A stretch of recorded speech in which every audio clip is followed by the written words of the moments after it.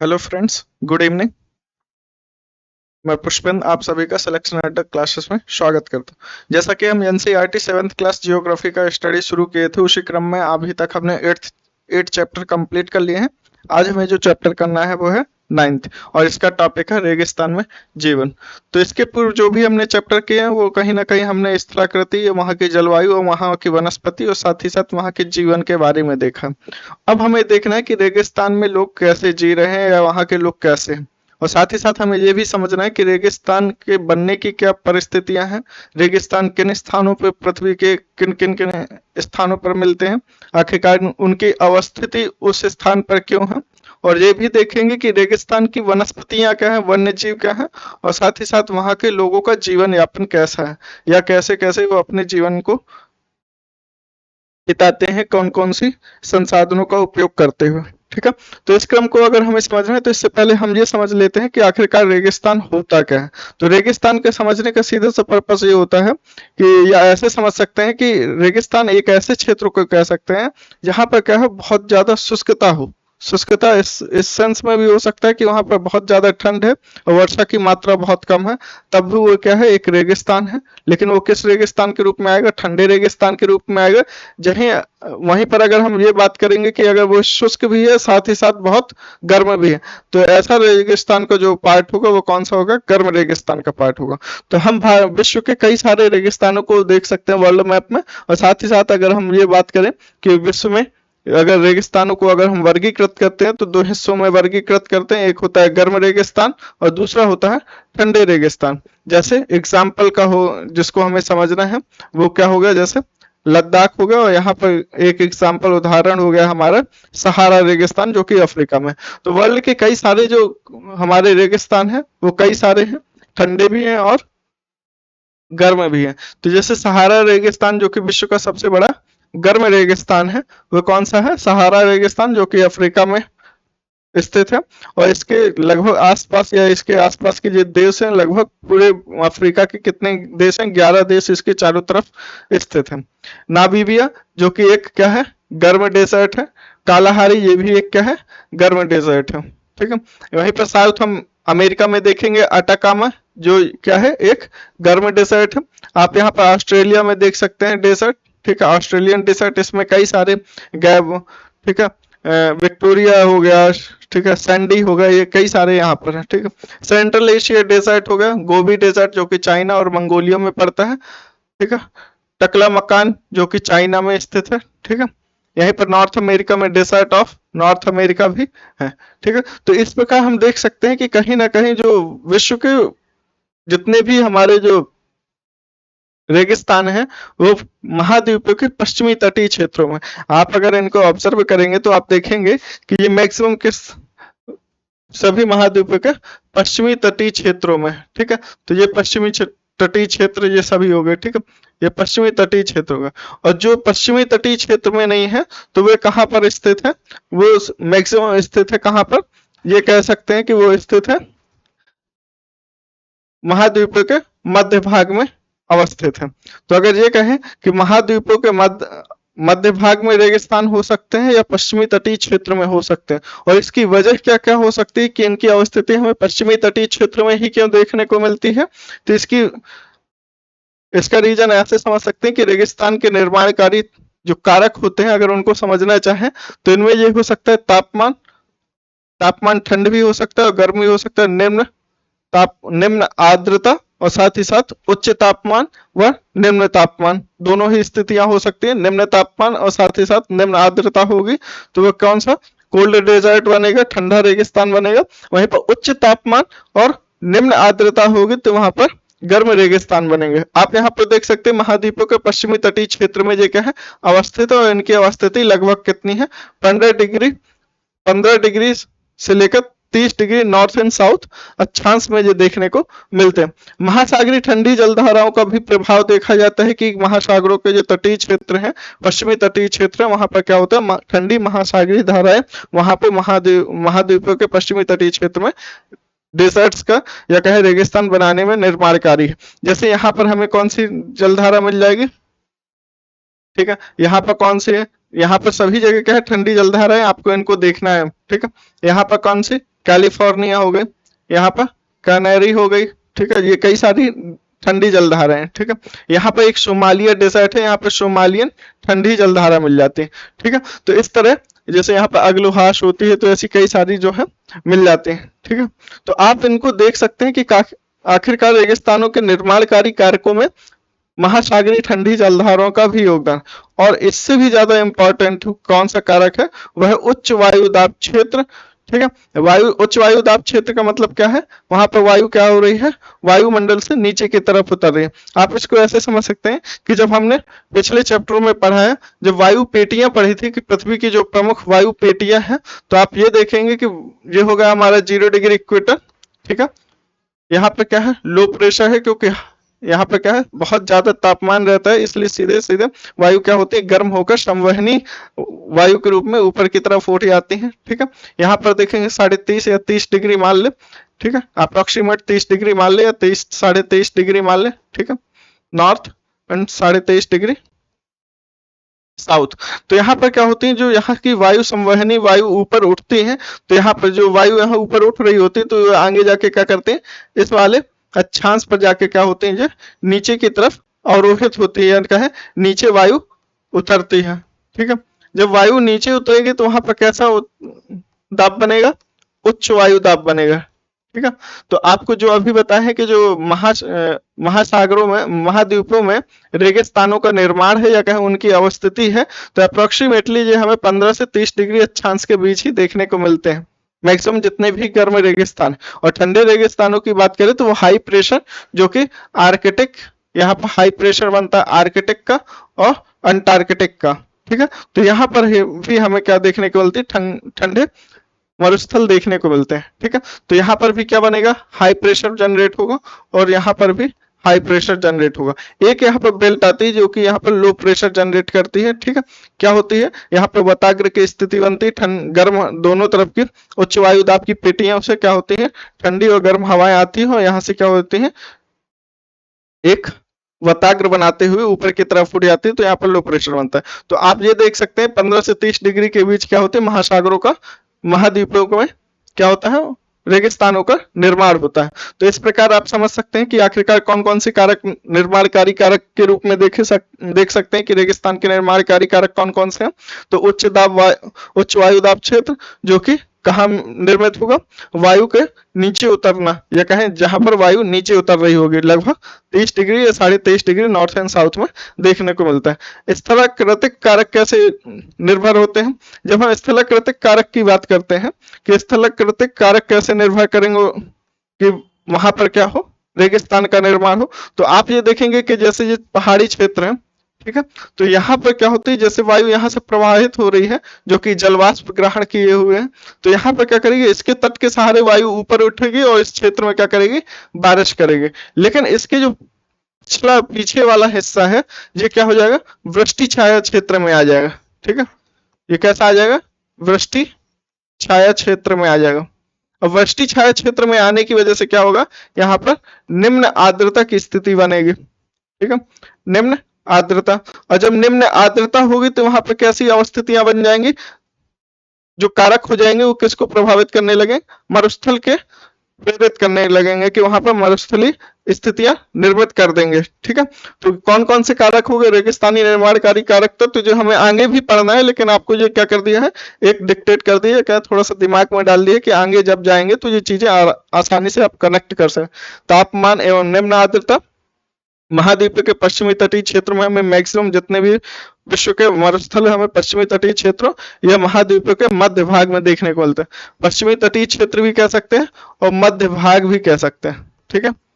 Maximum हमें पश्चिमी तटीय क्षेत्र में ही मिलेंगे, लेकिन कुछ क्या है, जैसे मध्य भाग में, जैसे ये हो गया Gobi desert, central Asian desert, ये क्या है, महाद्वीप के मध्य भाग में। ऐसा इसलिए क्यों होता है, जो व्यापारिक पौने होती हैं, जो वर्षा लेके आते हैं, तो ये क्या करते हैं, पूर्व से पश्चिम की तरफ प्रवाहित हो रही होती हैं, तो जो जल वाष्प ग्रहण किए होती हैं वायु, तो वे क्या करते हैं उनके पूर्वी तटीय क्षेत्रों या पूर्वी भाग पर ज्यादा वर्षा करती हैं, अपेक्षाकृत जब वायु वही जो जलवाष्प ग्रहित वायु क्या करती है पश्चिम की तरफ आगे बढ़ती है, तो उनकी जलवाष्प की मात्रा वायु में क्या होती है बादलों में कम होती जाती है, जिससे आगे या पश्चिमी तटीय क्षेत्रों या पश्चिमी भागों में महाद्वीपों का क्या होती है वर्षा की मात्रा कम हो जाती है, जिससे क्या होती है निम्न आर्द्रता की स्थिति बनती है, और इस प्रकार क्या होता है वहां पर मरुस्थल निर्माणकारी कारक क्या होते हैं प्रेरित होते हैं। तो इस प्रकार आप देख सकते हैं कि महाद्वीपों के मध्य भाग में भी हमें मरुस्थल देखने को मिलेंगे, पश्चिमी तटीय क्षेत्र में भी देखने को मिलेंगे। तो अगर जो भी कारक हम बात कर रहे हैं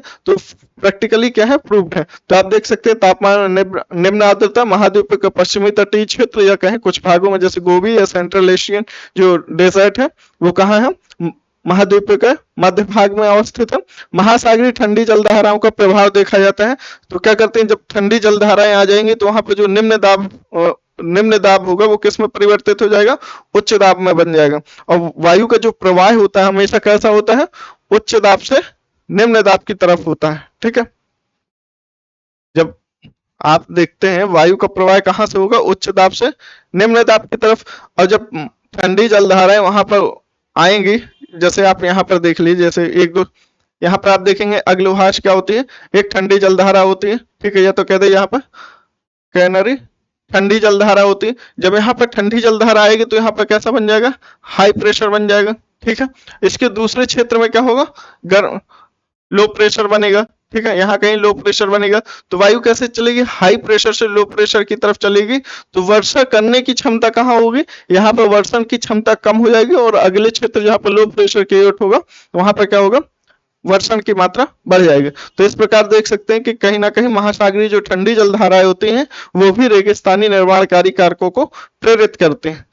उच्च वायु दाब क्षेत्र ये आपको समझ में आ गया। स्थलाकृतिक कारक ये क्या करते हैं वृष्टि छाया क्षेत्रों का निर्माण करते हैं या वृष्टि छाया क्षेत्र को बनाने का प्रयास करते हैं, जिससे क्या होता है मरुस्थलीय कारक प्रेरित होते हैं। महाद्वीप के विभिन्न भागों में आपको देखने को मिल जाएंगे कि क्या है वृष्टि छाया क्षेत्र की वजह से क्या होता है वहां पर डेसर्ट या क्या है मरुस्थल देखने को मिलता है। जैसे आप इंडिया में देखेंगे लद्दाख जो कि क्या है ठंडा मरुस्थल है, आप वहां पर देखेंगे ठंडा मरुस्थल में जो जास्कर, क्योंकि लद्दाख की अवस्थिति क्या है काराकोरम और लद्दाख के मध्य स्थित है लद्दाख जो मरुस्थल है। तो जैसे ही जो भी उत्तर पश्चिम की जो दक्षिण पश्चिम जो मानसून पवनें होती हैं जब प्रवाहित हो रही होती है तो जास्कर की पहाड़ियों से टकरा कर क्या करते हैं उसके अगले भाग में क्या करते हैं वर्षा करते हैं, उसके पीछे के भाग में जहां पर जास्कर के पिछला जो भाग होता है वहां पर क्या होती है वर्षण की क्षमता बहुत कम हो जाती है, या कहें 10 सेंटीमीटर तक ही वहां पर वर्षा की मात्रा देखी जाती है। और इस कारण क्या होता है वहां पर वृष्टि छाया क्षेत्र का निर्माण होता है और वहां पर रेगिस्तानी या कहें मरुस्थलीय ठंडी मरुस्थलीय अवस्थितियां निर्मित हो जाती हैं। और दूसरा कारण क्या होता है वहां पर जो उत्तर की तरफ से चलने वाली ध्रुवीय पवनें होती है ठंडी ध्रुवीय पवनें वो क्या करती है उस क्षेत्र में उच्च वायु दाब को प्रेरित करती हैं। ठीक है, तो इस वजह से क्या होता है वहां पर उच्च वायु दाब का निर्माण होता है। और साथ ही साथ लद्दाख की अवस्थिति स्थलाकृतिक अवस्थिति को समझेंगे, साथ ही साथ उसकी अवस्थिति को समझेंगे तो देखेंगे कि स्थलाकृतिक अवस्थिति क्या है लद्दाख की वो काफी ज्यादा हाइट पे या कहें 8000 या 3000 7000 एवरेज 7000 जो मीटर्स है उसकी हाइट पे समुद्र तल से काफी ऊंचाई पर होने की वजह से वहां पर क्या है ठंडी जलवायु का प्रभाव देखा जाता है, जिससे वहां पर उच्च वायु दाब का निर्माण होता है। तो क्या होता है वहां से पवनें प्रवाहित होते हैं लो प्रेशर की तरफ या कहें निम्न वायु दाब की तरफ, इस वजह से वहां पर फिर क्या होती है वर्षा की मात्रा कम देखने को मिलती है। तो ये सभी कारक कौन कौन से जैसे स्थलाकृतिक कारक मरुस्थलीकरण के निर्माण में या कहें रेगिस्तानी तत्वों को निर्माण में क्या करते हैं प्रेरित करते हैं, साथ ही साथ जलवायु कारक ये सब क्या होते हैं सम्मिलित रूप से कहीं ना कहीं मरुस्थलीकरण को प्रेरित करते हैं। ठीक है, चलिए अब इसको एनसीईआरटी की भूमिका से समझने का प्रयास करते हैं कि कैसे क्या हमें समझना है। तो पहले हम देखते हैं गर्म रेगिस्तान सहारा रेगिस्तान को समझने का प्रयास करते हैं। तो हमारा सहारा रेगिस्तान कहाँ पर है अफ्रीका महाद्वीप में कहा उत्तरी अफ्रीका क्षेत्र में हमें सहारा डेजर्ट मिलता है। और इसके आसपास जितने भी देश हैं या कहें यहाँ पर लगभग कितने 11 देश इसके चारों तरफ क्या है अवस्थित है। ठीक है, लगभग इसका विस्तार हम देखें कहीं ना कहीं ये शुमालिया तक के क्षेत्र में देखने को मिलता है। तो ये पूरा क्षेत्र क्या मिल जाता है सहारा डेजर्ट का देखा जाता है। ठीक है, चलिए इसके अगर भूभाग की बात करें तो ये अप्रोक्सीमेटली कितना है ये 8.54 लाख किलोमीटर स्क्वायर, ठीक है। या कहें भारत के कुल भू क्षेत्र का कितना है, लगभग 3 गुना है, ठीक है, अप्रोक्सीमेटली 3 गुना, 3 गुना है, ठीक है। यहाँ पर देखते हैं, यहाँ पर एक मिस्टेक है, यहाँ पर 32.8 लाख वर्ग किलोमीटर लिखा है, जबकि लिखना है 3.28 लाख वर्ग किलोमीटर, ठीक है। चलिए इसकी रीडिंग शुरू करते हैं। विश्व एवं अफ्रीका महाद्वीप के मानचित्र को आपको क्या करना है, विश्व के मानचित्र को भी आपको देखना है, और साथ ही साथ आपको क्या करना है, अफ्रीका महाद्वीप को देखना है, ठीक है। उत्तरी अफ्रीका के बड़े भूभाग पर फैले सहारा रेगिस्तान का पता लगाएं। तो उत्तरी अफ्रीका ये क्या हो गया हमारा, यहाँ पर क्या होता है, लगभग यहाँ से क्या होती है, इक्वेटर गुजरती है, तो उत्तरी भाग जो हमारा हो गया। तो उत्तरी अफ्रीका के क्षेत्र में आप देखेंगे तो मैक्सिमम क्या है, यहाँ पर सहारा रेगिस्तान का प्रसार देखने को मिलता है। यह लगभग 8.5 लाख किलोमीटर वर्ग स्क्वायर, तो इसका जो भू क्षेत्र है वो कितना है, 8.54 लाख किलोमीटर स्क्वायर इसका क्या है, कुल भौगोलिक क्षेत्र है, जो कि भारत के कुल क्षेत्रफल का लगभग 3 गुना है, ठीक है। सहारा रेगिस्तान 11 देशों से घुरा हुआ है, और ये 11 देश कौन कौन से हैं, अल्जीरिया, ठीक है, चाड, मिस्र, Libya, Mali, Mauritania, Morocco, Niger, Sudan, Tunisia, पश्चिमी सहारा, ये सभी क्या है, पूरे सहारा रेगिस्तान को चारों तरफ से क्या है, घेरे हुए हैं, ठीक है। या कहें सहारा रेगिस्तान का इन 11 देशों में क्या है, विस्तार देखा जाता है। रेगिस्तान के बारे में सोचते समय आपके मस्तिष्क में कैसे कैसे प्रश्न आते हैं, या कैसा इमेजिन करते हैं आप, तो जैसे कि हम अपने भारत के ही रेगिस्तान के बारे में बात करें तो जैसा क्या है, थार का रेगिस्तान जो कि राजस्थान और पाकिस्तान की सीमा के बीच पड़ता है, या कहें पश्चिमी राजस्थान और पूर्वी पाकिस्तान के क्षेत्र में क्या है, थार रेगिस्तान का विस्तार देखा जाता है। तो आप जैसे ही इमेजिन करते हैं तो रेगिस्तान में आप जैसे ही सोचते हैं रेगिस्तान के बारे में, तो आपके क्या आता होगा, दिमाग में ऊंट का एक चित्र आता होगा कि जो क्या है, रेगिस्तान का जहाज माना जाता है, ठीक है, क्योंकि वही एक जानवर होता है जो तीव्र गति से क्या करता है, रेगिस्तानी जैसे क्षेत्रों में क्या कर सकता है, चल सकता है। तो आप जैसे ही कल्पना करते हैं तो आप देखते हैं कि बहुत गर्म क्षेत्र, बहुत ज्यादा गर्मीला क्षेत्र होगा, साथ ही साथ पानी दूर दूर तक हमें उपलब्ध नहीं होगा, ठीक है। तो ऐसा इमेजिन करते हैं ना, जब फोटोस या मूवी उसमें देखा होगा कि कैसे कैसे रेगिस्तान के बारे में हम सोच सकते हैं, तो इसी तरह हमें इमेजिन करना है, ठीक है। तो आपको वहां पर चारों तरफ बालू की स्थिति देखने को मिलेगी कि सभी जगह क्या है, बालू है, पानी कहीं दूर दूर तक नहीं है, ठीक है। ये चट्टानी सतह कुछ स्थानों पर 25 मीटर से भी अधिक ऊंचे। तो आप ये देखेंगे कि जो रेगिस्तानी क्षेत्र होता है वहां पर आपको दूर दूर तक बालू देखने को मिलेगी, कहीं कहीं छोटे छोटे पत्थर देखने को मिलेंगे। और जैसे सहारा रेगिस्तान की बात करें तो वो काफी बड़े भूभाग क्षेत्र पर है, या कहें उसका लगातार प्रसार होते जा रहे हैं। तो आप देखेंगे कि वहां पर काफी बड़े बड़े या काफी ऊंचे ऊंचे चट्टान भी है, और वहां पर आपको मछली या कहें रेगिस्तानी स्थलाकृतियां भी देखने को मिलती हैं, जैसे बालू डिब्बा हो गया, ठीक है ना, मशरूम स्टोन हो गया, ठीक है। तो ऐसी कई सारी आपको वहां पर स्थलाकृतियां देखने को मिलेंगे, ठीक है। तो यहाँ पर देखते हैं, परंतु सहारा मरुस्थल बालू की विशाल परतों से ढका हुआ ही नहीं, वरन यहाँ पर बजरी के मैदान एवं नग्न चट्टानी सतह वाले उथित पठार भी पाए जाते हैं। तो आप ये देख सकते हैं कि जैसे हम अपने राजस्थानी मरुस्थल की बात करें, रेगिस्तान के देखें, तो वहां पर हमें सिर्फ रेत और रेत हमें देखने को मिलते हैं, लेकिन आप जो सहारा रेगिस्तान की अगर कल्पना करेंगे तो आपको यहाँ पर काफी ऊंचे ऊंचे क्या देखने को मिल सकते हैं, ये पहाड़ या पठार देखने को मिल सकते हैं, ठीक है। ये चट्टानी सतह कुछ स्थानों पर तो 2500 मीटर से भी अधिक ऊंची है, ठीक है। तो ये हमारा क्या हो गया, पूरा सहारा रेगिस्तान हो गया, ठीक है। तो आप यहाँ पर देखेंगे कौन कौन से देश हैं, अल्जीरिया, लीबिया, मिस्र, सूडान, चाड, नाइजर, माली, मॉरिटानिया। तो दक्षिण में आप कौन से देश देखते हैं, मॉरिटानिया, माली, नाइजर, चाड, सूडान। यहाँ पर देखेंगे पश्चिमी सहारा, ठीक है, अल्जीरिया, लीबिया एवं मिस्र। जियोग्राफी में मैपिंग बड़ी इंपॉर्टेंट होती है, तो जब भी आपको अगर मैप में कहीं पर कोई देश या कोई लोकेशन बताई जाए, कुछ भी अवस्थिति स्पेशल बताई जाए, तो आपको क्या करना है, स्पेशली वहां पर कंसंट्रेट करना है, उसको समझना है। एक चीज और यहाँ पर इंपॉर्टेंट है, आपको समझने की जरूरत है कि जैसा तो हमने देख लिया कि सहारा रेगिस्तान की अवस्थिति क्या है, और साथ ही साथ इसके चारों तरफ देश कौन से हैं, ठीक है। अब आपको इंपॉर्टेंट चीज आपको ये देखनी है कि इसके मध्य से लगभग क्या होता है, सहारा रेगिस्तान के मध्य से क्या होती है, कर्क रेखा गुजरती है, ठीक है।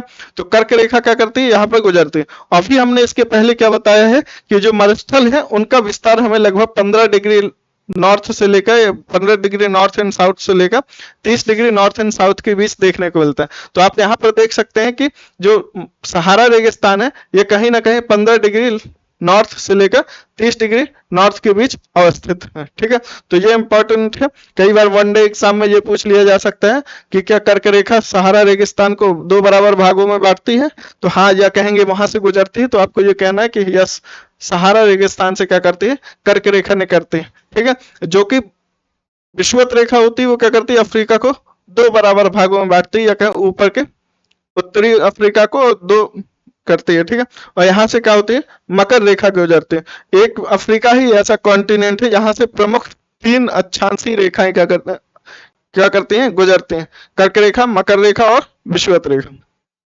लेकिन आपको एक और इंफॉर्मेशन बता देते हैं, जैसे कि आप सहारा रेगिस्तान के बारे में कल्पना की है कि वहां पर दूर दूर तक पानी नहीं होगा, दूर दूर तक वनस्पतियां देखने को नहीं मिलेंगे, साथ ही साथ वन्य जीव नहीं देखने को मिलेंगे। ठीक है, ऐसा नहीं कि होते नहीं है, होते हैं, लेकिन हमें काफी दूर तक या काफी भ्रमण करने के पास देखने को मिलते हैं। ठीक है, तो आप इसकी कल्पना पहले कई हजारों साल पहले सोचे कि सहारा रेगिस्तान कई हजारों सालों से ऐसा ही रहा होगा, ऐसा नहीं था। इसके बारे में आपको यहाँ से मिल जाएगा इंफॉर्मेशन।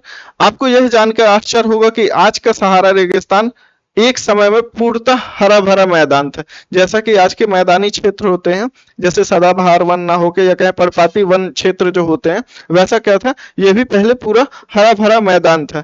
सहारा की गुफाओं से प्राप्त चित्रों से ज्ञात होता है कि यहाँ नदियां, मगर पाए जाते थे, हाथी, शेर, जिराफ, शुतुरमुर्ग, भेड़, पशु तथा बकरियां सामान्य जानवर थे। परंतु यहाँ के जलवायु परिवर्तन ने इसे बहुत गर्म व शुष्क प्रदेश में बदल दिया। ठीक है, तो आपके दिमाग में ये तो आया कि आखिरकार यहाँ पर क्या था, पहले कई वर्षों पहले क्या था, ये पूरी तरीके से हरा भरा था, या कहें सामान्य मरुस्थल था, या कहें मैदानी क्षेत्र के रूप में थे, जहां पर हमें सामान्य जानवर भी देखने को मिल रहे हैं, और अगर गुफाओं में हमें चित्रकारी देखने को मिल रही है, मतलब वहां पर मानव की भी अवस्थिति प्रॉपर तरीके से थी। ठीक है, या कहें आदि मानव काल के समय का हमें समझ में आता है कि आदि मानव काल के लोग क्या करते थे, गुफाओं में रहते थे, वहां पर चित्रकारी करते थे। ठीक है, आपके दिमाग में ये प्रश्न आया होगा, जब आदि मानव काल था उस समय पे तो ऐसी कोई जलवायु परिवर्तन जैसी अवस्थितियां थी नहीं, थी, लेकिन उसकी वजह मानव नहीं था, प्राकृतिक जलवायु परिवर्तन देखा गया। ठीक, ऐसा ये समझ सकते हैं, जैसे कई बार क्या होता है ना, जलवायु परिवर्तन को सिर्फ और सिर्फ कारक के रूप में, या क्या उसको प्रभावित जलवायु परिवर्तन के लिए सिर्फ और सिर्फ हम अपने आप को जिम्मेदार मान लेते हैं कि सिर्फ मानव ही जलवायु परिवर्तन के लिए जिम्मेदार है। लेकिन कई बार क्या होता है, प्राकृतिक आपदाएं, साथ ही साथ समय के साथ प्लेटों का मूवमेंट ये क्या करता है, वहां के जलवायु परिवर्तन को प्रभावित करता है। जैसा कि शुरुआत में हम देखते हैं या पढ़ते हैं जियोग्राफी में कि पृथ्वी में क्या था, एक बड़ा सा महाद्वीप था और एक सिंगल सागर था। ठीक है, एक पेंजिया और एक पैंथालाशा, ये पूरा सागर था। ये क्या था, पेंजिया, पेंजिया ये क्या था, कॉन्टिनेंट था, महाद्वीप था, और बाकी ये महासागर था। ठीक है, महासागर क्या था, पेंजिया, और ये क्या था, पैंथालाशा। ठीक है, तो आपने देखा समय के साथ क्या हुआ, इसमें विखंडन हुआ, ये 2 हिस्सों में बटा, गोंडवाना लैंड और अंगारा लैंड में बटा, और धीरे धीरे ये देखा गया कि कई 7 महाद्वीप, कई सारे द्वीपों और कई महासागरों में क्या होगा, पूरी पृथ्वी का ये हिस्सा क्या होगा, विस्तारित हो गया। तो आप इस रूप में भी देख सकते हैं कि अफ्रीका की अवस्थिति कई वर्षों या कई लाख वर्ष पहले क्या होगी, कहीं और रही होगी। इस वजह से सहारा रेगिस्तान में क्या था, वहां पर जीवन जैसी अवस्थितियां बहुत ही अनुकूल थी, या कहें कि वहां पर हरी भरी मैदानी क्षेत्र की अवस्थिति हमें देखने को मिल जाती है। ठीक है, तो ये चीज क्लियर है। जिसको ये अगर डाउट आ रहा है कि जलवायु परिवर्तन, तो जलवायु परिवर्तन हाँ होता है, जो कि नेचुरली भी होता है, और उसकी वजह क्या होती है, प्लेटों का मूवमेंट भी देखा जाता है। ठीक है, चलिए आगे चलते हैं। सहारा के जीजिया क्षेत्र में जो त्रिपोली लीबिया के दक्षिणी भाग में स्थित है, यहाँ का सबसे अधिक तापमान 1922 में लगभग 57.7 डिग्री सेल्सियस दर्ज किया गया था। तो आप त्रिपोली लीबिया में देख सकते हैं, यहाँ पर ये क्या है, यहाँ पर त्रिपोली है। ठीक है, तो यहाँ पे क्या है, मैक्सिमम टेम्परेचर अभी तक का मेजर किया गया है, और कितना, 57.7 डिग्री सेल्सियस। ठीक है, ठीक है, जलवायु कैसे प्रभावित करती है किसी स्थान को, या कहें वहां की मरुस्थलीय जलवायु के बारे में अगर जानना चाहें तो कैसी होती है। सहारा रेगिस्तान की जलवायु के बारे में अगर देखें तो, या कहें किसी भी रेगिस्तान की बात करें तो वहां की जलवायु कैसी होती है, गर्म और शुष्क होती है। तो गर्म मतलब ये होता है कि अगर ये नहीं कह सकते कि पूरे दिन ही वहां पर गर्माहट रहती है, या कहें टेम्परेचर हाई रहता है, रात के समय आप देखेंगे तो वहां पर का टेम्परेचर अप्रोक्सीमेटली 0 डिग्री सेल्सियस तक भी पहुंच जाता है। ठीक है, तो यहीं पर देखेंगे कि यहाँ पर रेगिस्तानी क्षेत्रों में, रेगिस्तान में आप देखेंगे दिन का टेम्परेचर क्या होगा, 50 डिग्री सेल्सियस प्लस रहेगा, और साथ ही साथ रात में बात करें तो यहाँ का टेम्परेचर अप्रोक्सीमेटली 0 डिग्री सेल्सियस के आसपास पहुंच जाएगा। तो ये रेगिस्तानी क्षेत्र ऐसे क्षेत्र होते हैं जहां पर हमें क्या होता है, सबसे ज्यादा दैनिक तापांतर देखने को मिलता है। दैनिक तापांतर, ठीक है। दैनिक तापांतर क्या होता है, दिन के टेम्परेचर को और रात के टेम्परेचर को क्या करते हैं, अंतर निकालते हैं, वही क्या कहलाता है, उस क्षेत्र का दैनिक तापांतर कहलाता है। ठीक है, सहारा रेगिस्तान की जलवायु क्या होती है, अत्यधिक गर्म गर्म है, साथ ही साथ क्या है, शुष्क है। और वो शुष्क क्यों है, क्योंकि वहां पर वर्षा की मात्रा क्या है, बहुत ज्यादा कम है। ठीक है, या क्या है 10 सेंटीमीटर ही क्या होती है वहां पर वर्षा होती है। ठीक है, दिन के समय का तापमान 50 डिग्री सेल्सियस से ऊपर पहुंच जाता है, साथ ही साथ अगर रात की बात करें तो वहां पर क्या होता है, लगभग 0 डिग्री सेल्सियस या क्या हिमांक बिंदु के आसपास पहुंच जाता है। इस वजह से क्या होता है, वहां पर रेगिस्तानी जैसे क्षेत्रों में क्या होता है, दैनिक तापांतर हमें अत्यधिक देखने को मिलता है। इन्हीं अवस्थिति या कहें जलवायु की वजह से क्या होती है, वहां की वनस्पति या प्राणी जात प्रभावित होता है। तो कैसे वहां की वनस्पति या प्राणी जात होता है, इसको समझने के लिए समझ सकते हैं। जैसे कि सहारा रेगिस्तान की वनस्पतियों में कैक्टस, खजूर के पेड़, एकेशिया पाए जाते हैं। यहाँ कुछ स्थानों पर मरु उद्यान खजूर के पेड़ों से घिरे हरित द्वीप पाए जाते हैं। तो ये मरु उद्यान क्या होते हैं, जैसे आप इस क्षेत्र को देखेंगे तो क्या है, चारों तरफ क्या है, रेगिस्तान ही रेगिस्तान है, या कहें बालू है। और इस एक कम सीमित क्षेत्र में क्या है, तो यहाँ पर क्या है, जल की उपलब्धता है। तो ऐसा अवस्थितियां कैसे निर्मित होती हैं, इसको ऐसे समझ सकते हैं। जैसे ये क्या था, एक रेगिस्तानी क्षेत्र है यहाँ पर, तो आप यहाँ पर देखेंगे कि यहाँ पर वायु की प्रवाह से क्या होगा, इस क्षेत्र की वायु क्या होगी, धीरे धीरे क्या होगी, प्रवाहित होते हुए क्या करेगी, यहाँ की बालू को दूसरी जगह क्या कर देगी, पहुंचा देगी। तो यहाँ पर आप देखेंगे कि एक निम्न स्थान बन जाएगा, या कहें निम्न स्थल बन जाएगा, और यहाँ पर क्या होगा, भूमिगत जल क्या हो जाएगा, सतह पर आ जाएगा, और इससे क्या बनता है, एक मरु उद्यान का निर्माण होता है। और यहाँ की जो मिट्टी होती है आसपास की, ये क्या होती है, काफी उपजाऊ होती है। तो यहाँ पर पेड़ पौधे की स्थितियां भी देखने को मिलती हैं। ठीक है, और यहाँ पर लोगों का क्या होता है, सेटलमेंट्स भी देखने को मिलता है। इसी को इंग्लिश में क्या बोलते हैं, ओएसिस भी बोलते हैं। ठीक है, तो यहाँ पर हमें कौन कौन सी वनस्पतियों की बात करें तो कौन कौन से मिलते हैं, नॉर्मली हमें कौन से वनस्पतियां मिलती हैं, कैक्टस, खजूर, ठीक है, और यहाँ पर कैसे ये एकेशिया, ठीक है, ये भी एक प्लांट ही होता है। ठीक है, तो ये सब चीजें हमें क्या मिलती हैं, रेगिस्तानी वनस्पति के रूप में हम यहाँ पर देखते हैं। अगर यहाँ के वन्य जीवों की बात करें तो वन्य जीवों में आप देखेंगे यहाँ पर, तो जैसे क्या होता है, सांप, बिच्छू, ये सब चीजें पाई जाती हैं। जैसे ऊंट हो गया, लकड़बग्घा, सियार, लोमड़ी, बिच्छू, सांप, ठीक है, ये सब चीजें हमें यहाँ पर देखने को मिलती हैं। ठीक है, तो यहाँ पर देख सकते हैं, जैसे क्या हो गया, ये बिच्छू हो गई, सांप हो गया। ठीक है, ये सब क्या होते हैं, ये सहारा रेगिस्तान में पाए जाने वाले क्या हैं, वन्य जीव हैं। ठीक है, अगर लोगों की बात करें, यहाँ पर जैसे वनस्पति भी है, वन्य जीव भी है, तो यहाँ पर यह भी संभावना बनती है कि लोग भी रहेंगे, लेकिन उसकी अनुकूलता क्या होगी, या वहां के लोगों की क्या होगी, रहन सहन की भिन्नताएं हमें देखने मिलेगी समान स्थिति से। ठीक है, अगर बात करें लोगों की, तो सहारा रेगिस्तानी की कष्टकारी जलवायु में भी विभिन्न समुदायों के लोग निवास करते हैं। जैसे विभिन्न विभिन्न क्रियाकलापों में क्या करते हैं, भाग लेते हैं। जैसे इनमें से इंपॉर्टेंट कौन से, बेदुइन और तुआरेंग, ये दो मेजर जनजातियां होती हैं जो कि सहारा रेगिस्तान में हमें देखने को मिलती हैं। कौन कौन सी हैं, बेदुइन एवं तुआरेंग। ठीक है, ये क्या होते हैं, चलवासी होते हैं। ये क्या होते हैं, नोवेडिक होते हैं। नोवेडिक कैसे होते हैं, लोग एक स्थान पर हमेशा के लिए कहें, इनका परमानेंट निवास नहीं होता। ये क्या करते हैं, एक स्थान से दूसरे स्थान पर क्या करते हैं, खुद को स्थानांतरित करते रहता है। और इसकी वजह क्या होती है, ये क्या करते हैं, मवेशियों का पालन करते हैं और मवेशियों के खाना या कहें घास फूस या वहां के भोजन के लिए, मवेशियों के भोजन के लिए या कहें जल के लिए क्या करते हैं, एक स्थान से दूसरे स्थान पर लगातार क्या करते हैं, चलते रहते हैं और नए संसाधनों की खोज में लगे रहते हैं। ठीक है, तो ये लोग चलवासी जनजाति होते हैं और ये लोग कौन कौन से मवेशियों का पालन करते हैं, जैसे बकरी हो गया, भेड़, ऊंट, घोड़े जैसे पशुओं को क्या करते हैं, पालते हैं। इन पशुओं से इन लोगों को दूध मिलता है, इनकी खाल से ये क्या करते हैं, इनसे क्या करते हैं, दूध भी प्राप्त करते हैं और साथ ही साथ इनकी खाल से क्या करते हैं, ये इनकी खाल से ये क्या करते हैं, पेटी बनाते हैं, जूते बनाते हैं, पानी की बोतल बनाते हैं, चमड़ा, ठीक है, तथा पशुओं के बालों का उपयोग करके ये क्या करते हैं, चटाई बनाते हैं, कालीन बनाते हैं और अपने लिए कपड़े भी बनाते हैं, कंबल बनाते हैं। कंबल की जरूरत और इनको किसकी इसलिए जरूरत पड़ जाती है क्योंकि रात के समय में क्या होता है, रेगिस्तान का टेम्परेचर बहुत ही कम हो जाता है या कहें हिमांक बिंदु के पास आ जाता है। ठीक है, तो इस वजह से क्या करते हैं, कंबल भी बनाते हैं।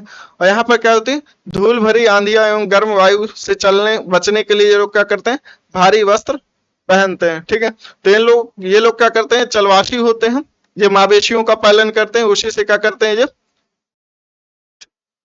इनकी खाल से क्या करते हैं, अपने लिए कुछ स्पेशल बर्तन बनाते हैं, जैसे पानी की बोतल बना लेते हैं, ठीक है, पेटियां बना लेते हैं और साथ ही साथ इनके बालों से क्या करते हैं, कालीन, कपड़े या कंबल बनाते हैं। ठीक है, सहारा में मरु उद्यान एवं मिस्र में नील घाटी लोगों के निवास में मदद करते हैं। तो सहारा में क्या होते हैं, मरु उद्यान, अगर सहारा में मरु उद्यान न मिले तो वहां पर किसी तरह की आवास या कहें लोगों का सेटलमेंट नहीं देखने को।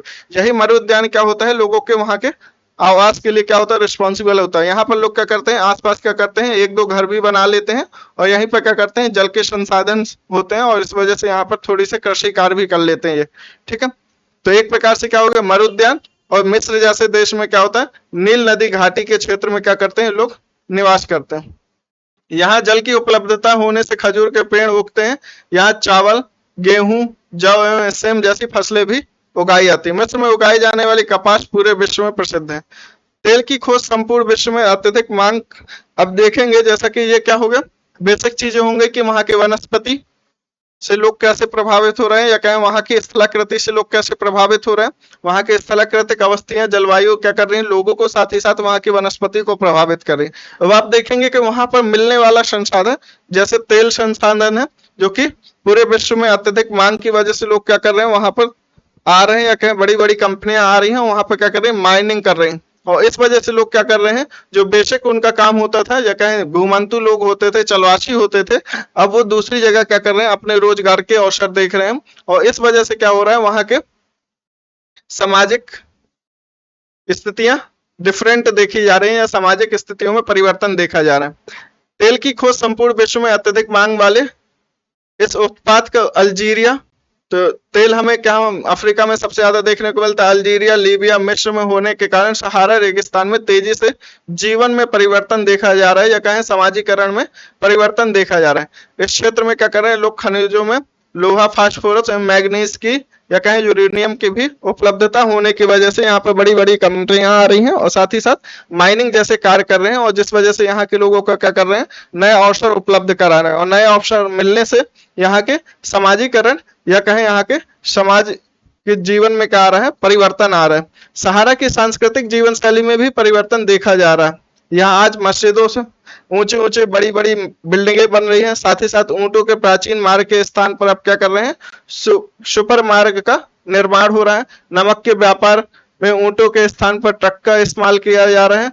तुआरेंग लोग विदेशी पर्यटकों के लिए मार्गदर्शक का काम कर रहे हैं। जो पहले तुआरोंग या बेदुइन थे, वो क्या करते थे, चलवासी के रूप में या कहें मवेशियों का पालन करते थे। आज की डेट पे वो क्या कर रहे हैं, अपने जीवन में परिवर्तन करते हुए वहां के अवसर को यूज करते हुए क्या कर रहे हैं वो लोग, अब ये विदेशी पर्यटकों के क्या कर रहे हैं, एक मार्गदर्शक के रूप में कार्य कर रहे हैं। ठीक है, आज अनेक चलवासी जनजाति के लोग शहरी जीवन की ओर जा रहे हैं, जहां वो क्या कर रहे हैं, तेल गैस जैसे कार्यों में क्या कर रहे हैं, नौकरी ढूंढने का प्रयास कर रहे हैं। ये एक इंफॉर्मेशन दी गई है, फैक्ट है।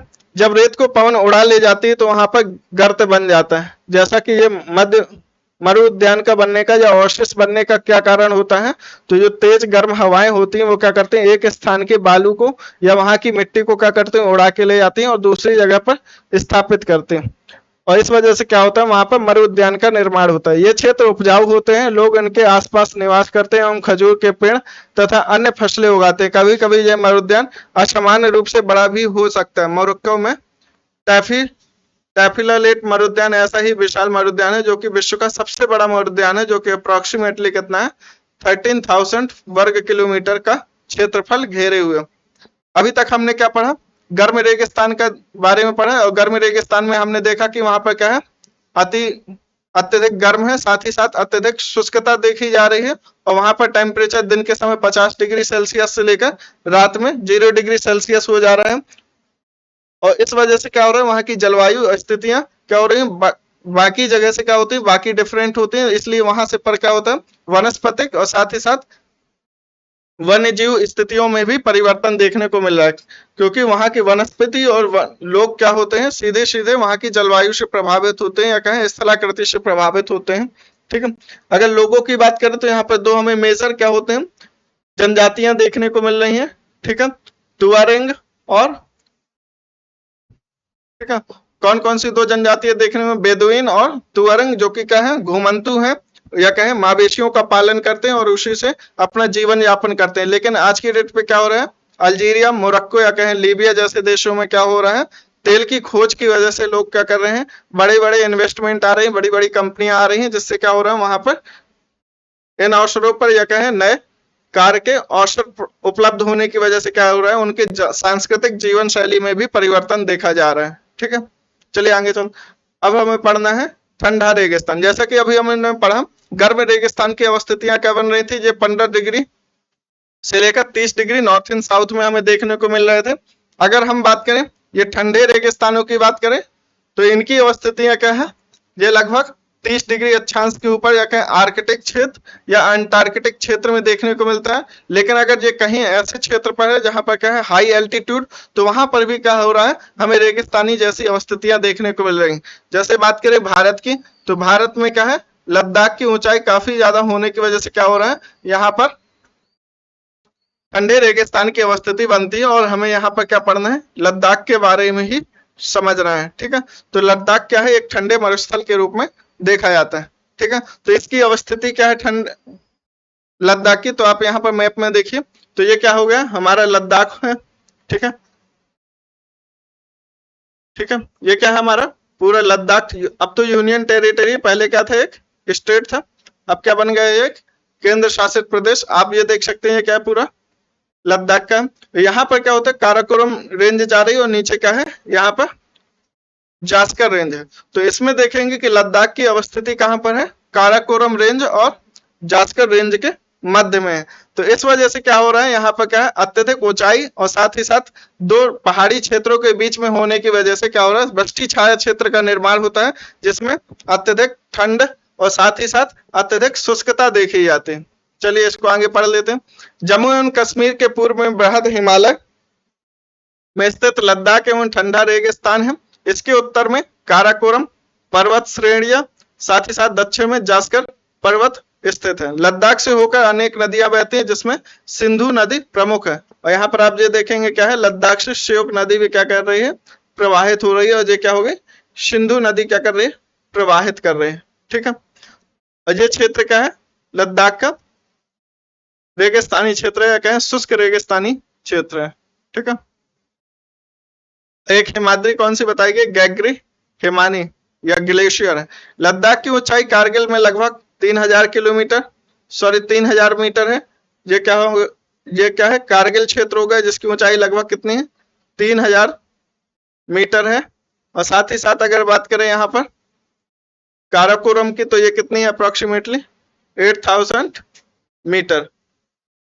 ठीक है, अधिक ऊंचाई पाई जाती है। अधिक ऊंचाई के कारण यहाँ की जलवायु अत्यधिक शीतल एवं शुष्क होती है। इस ऊंचाई पर वायु परत पतली होती है, जिससे सूर्य की गर्मी की अत्यधिक तीव्रता महसूस होती है। ग्रीष्म ऋतु में दिन का तापमान 0 डिग्री सेल्सियस से कुछ ही अधिक होता है, और रात का तापमान लगभग -30 डिग्री सेल्सियस से भी नीचे चला जाता है।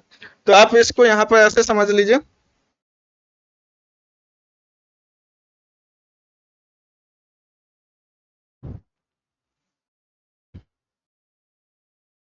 तो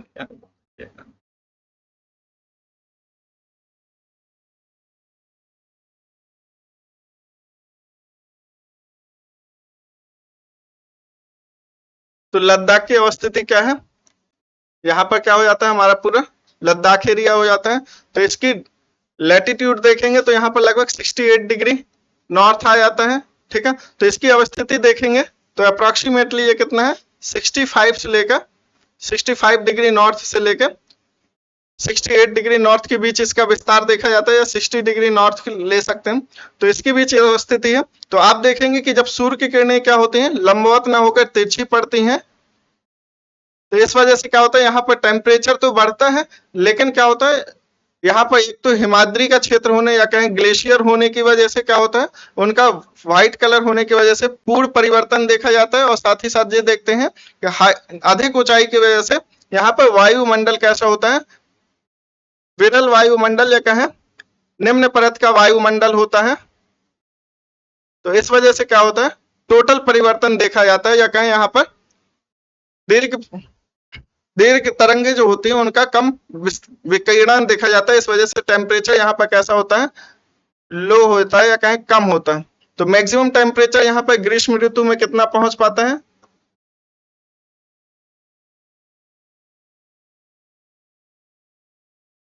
0 डिग्री सेल्सियस और 0 डिग्री प्लस सेल्सियस कह सकते हैं, ठीक है।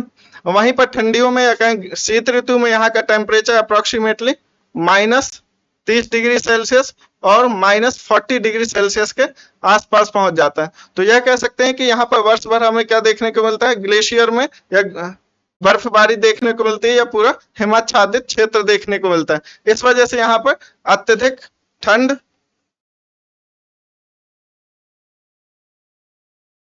और साथ ही साथ अत्यधिक शुष्कता देखने को मिलती है, ठीक है। यहाँ वर्षा बहुत ही कम होती है, ठीक है।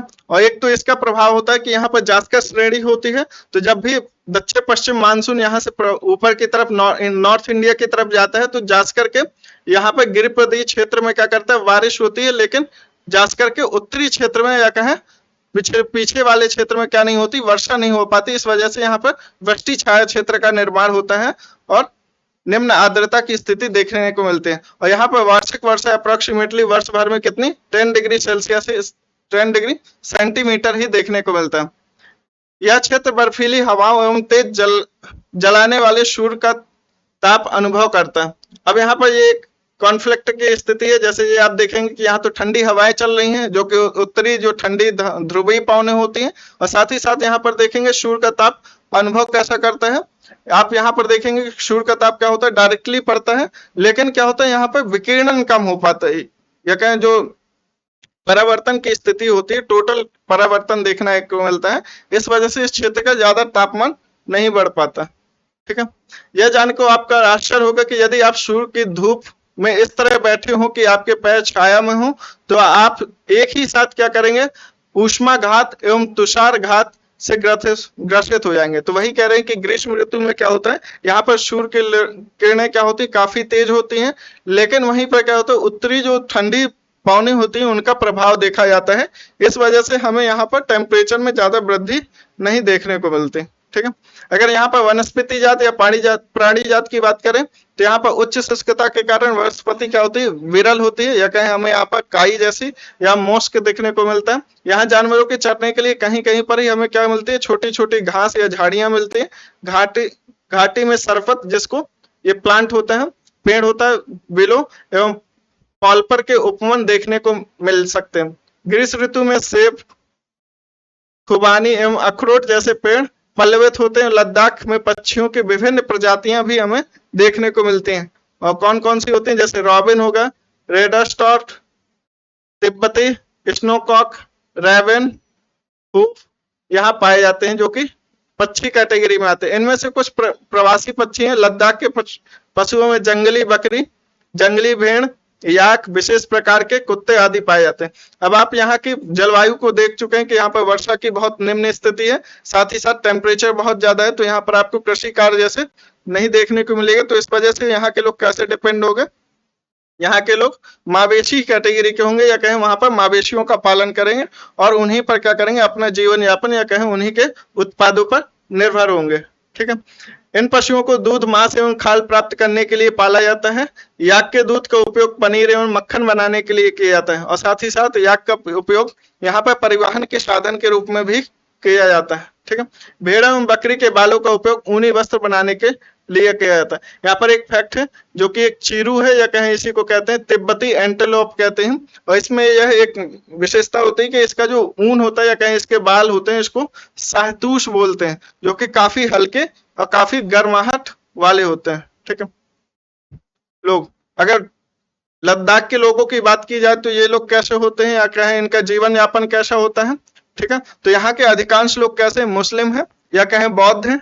ठीक है। बौद्ध संप्रदाय को मानने वाले लोग हैं। वास्तव में लद्दाख में क्षेत्र अनेक बौद्ध मठ अपने परंपरागत गोपा के साथ स्थित हैं। कुछ प्रसिद्ध मठ जैसे हेमस, थिक्से एवं से एवं लामा युरु है। ग्रीष्म ऋतु में यहाँ के निवासी जौ, आलू, मटर, सेम एवं सलजम की खेती करते हैं, क्योंकि शीत ऋतु में क्या होता है, बर्फ क्या हो जाती, पिघल जाती, तो यहाँ पर जल की उपलब्धता हो जाती है, और इस वजह से यहाँ का टेम्परेचर भी हल्का बहुत क्या हो जाता है, इंक्रीज हो जाता है, -डिग्री सेल्सियस से पहुंचकर प्लस में, या कहें 0 डिग्री के आसपास पहुंच जाता है। ठीक है। शीत ऋतु में जलवायु इतनी कष्टकारी होती है कि लोग धार्मिक अनुष्ठानों एवं उत्सवों में क्या करते हैं, अपने आप को व्यस्त रखते हैं। और यहाँ पर भी क्या देखने को मिलता है, हमें ऋतु प्रवास की स्थिति देखने को मिलती है कि शीत ऋतु में जो उच्च अक्षांशों पर चले जाते हैं, और ग्रीष्म ऋतु में क्या करते हैं, शीत ऋतु में निम्न अक्षांशों की तरफ क्या करते हैं, प्रवास करते हैं। और यहाँ की महिलाओं की स्थिति की बात की जाए तो यहाँ की महिलाएं क्या होती है, अत्यधिक परिश्रमी होती है। ये खेती कार्य, कृषि कार्य के साथ साथ क्या करते हैं, छोटी मोटी दुकानें या क्या करते हैं, व्यवसाय भी संभालते हैं। लद्दाख की राजधानी लेह एक सड़क मार्ग है, लेह से मनाली। ठीक है। राष्ट्रीय राजमार्ग एक लेह को जो जोजिला दर्रे से होती है और कश्मीर घाटी से जोड़ता है। ठीक है। ये आप मैप में देखिएगा कि जो जोजिला दर्रा और कौन कौन से दर्रे हैं यहाँ पर। ठीक है। तो मनाली लेह राजमार्ग जो कि 4 दर्रों से क्या है, गुजरता है। तो कौन कौन से दर्रे हैं, रोहतांग दर्रा, बारालाचा, लुलांग लाचा एंड टंगलांग ला। तो ये ला का मतलब होता है दर्रा, या कहते हैं पास। ठीक है। यह राजमार्ग केवल जुलाई से सितंबर के बीच खुलता है, जब बर्फ को गर्म से या कहें मार्ग से हटा दिए जाते हैं। यहाँ के कुछ मुख्य क्रियाकलाप पर्यटन, देश विदेश से अनेक पर्यटन यहाँ पर्यटन के लिए आते हैं। गोपा दर्शन, घास के मैदानों में नदों की सैर एवं उत्सवों का अनुष्ठान करते हैं। तो यहाँ पर मुख्य रूप से अगर पर्यटन की भी बात की जाए तो लोग प्रेफर कब करते हैं, ग्रीष्म ऋतु में, क्योंकि यहाँ पर काफी उस टाइम पे थोड़ी बहुत हरियाली भी आ जाती है और ग्लेशियर पिघलने लगते हैं, तो नदियां भी बहने लगते हैं। ठीक है। आधुनिकीकरण के कारण फलस्वरूप यहाँ पर जनजीवन में परिवर्तन आ रहा है, लेकिन लद्दाख के लोगों ने शताब्दियों से प्रकृति के साथ समन्वय एवं संतुलन करना सीखा। जल एवं ईंधन जैसे संसाधनों की कमी के कारण आवश्यकता अनुसार मितव्ययिता से इनका उपयोग करते हुए कुछ भी व्यर्थ नहीं करते। ठीक है। एक चीज यहाँ पर देख सकते हैं कि यहाँ पर हमें तेल जैसे संसाधन की अनुपलब्धता होने के कारण इनके सांस्कृतिक जीवन या कहें सामाजिकरण में ज्यादा परिवर्तन देखने को नहीं मिला। लेकिन वहीं पर जब हम सहारा रेगिस्तान में देखते हैं तो अल्जीरिया, लीबिया और मिस्र में तेल की खोज होने की वजह से क्या होता है, वहां के जीवन में या क्या उनके सांस्कृतिक सामाजिक जीवन में क्या होता है, काफी सारे परिवर्तन देखने को मिलते हैं।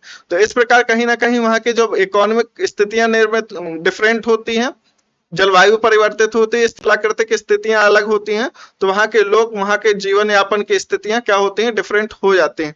ठीक है। तो कहीं ना कहीं ये सभी स्थितियां क्या है, एक दूसरे से कनेक्टेड। ठीक है।